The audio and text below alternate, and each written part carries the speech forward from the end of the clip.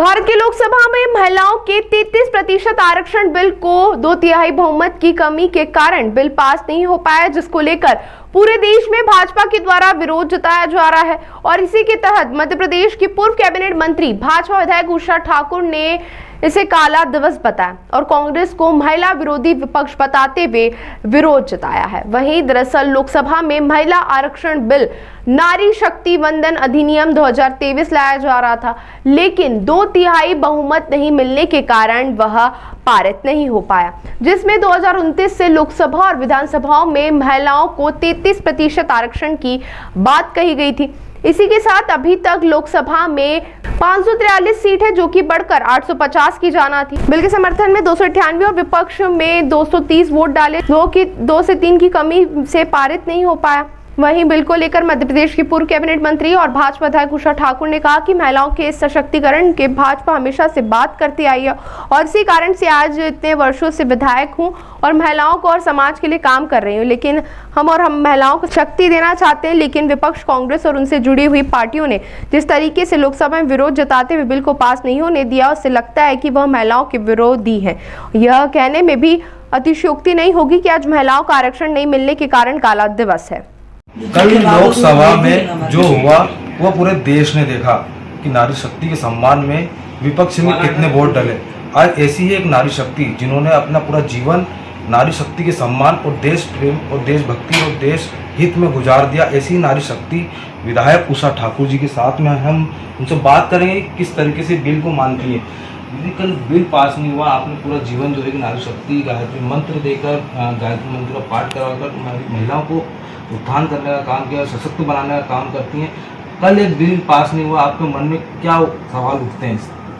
कल भारतीय इतिहास के लिए बहुत दुर्भाग्य का दिन था जब विरोधियों ने नारी शक्ति वंदन अधिनियम को नकारा। देश की आबादी इससे आहत है और मातृशक्ति असीम क्षमताओं को अपने भीतर सन्निहित किए हुए है। जगत पिता परमात्मा ने संसार के संसरण करने की क्षमता उसको दी है। वो अपने घर का प्रबंधन बेहतरीन करते हुए आज जीवन के जिस क्षेत्र में आकाश से लेकर पाताल तक आप देखेंगे तो मातृशक्ति ने अपना परचम फहराया है। उसकी योग्यता, क्षमता, प्रतिभा को देखते हुए राष्ट्रनायक मोदी जी ये 33% का आरक्षण लाए, पर विरोधियों को रास नहीं आया। उन्होंने निजी स्वाद स्वीकार भी किया कि मोदी जी इतने राष्ट्रहित के बिल लाए, सब पारित हो गए। ये भी पारित होता तो क्रेडिट मोदी जी को मिल जाता, जबकि मोदी जी ने बड़ी विनम्रता से पूरे सदन में कहा, भैया क्रेडिट सारा तुम ले लेना, पर मातृशक्ति के हित में इसे पास हो जाने दो। पर निजी स्वार्थों के कारण वो अपनी आदत से बाज नहीं आए।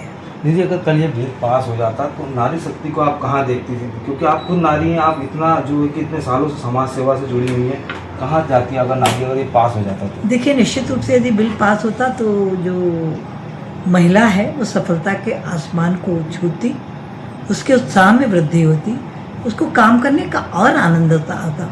ऐसा नहीं है कि आरक्षण नहीं था तो मातृशक्ति काम नहीं कर रही थी। हम सब बहनें बिना आरक्षण के ही आए हैं।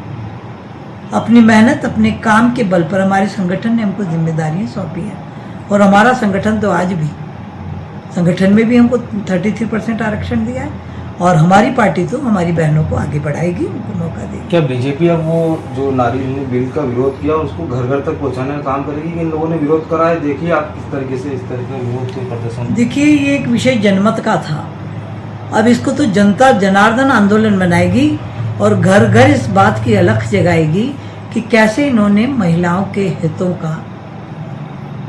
को समाप्त किया। जनता इनको सबक सिखाएगी, ये तय।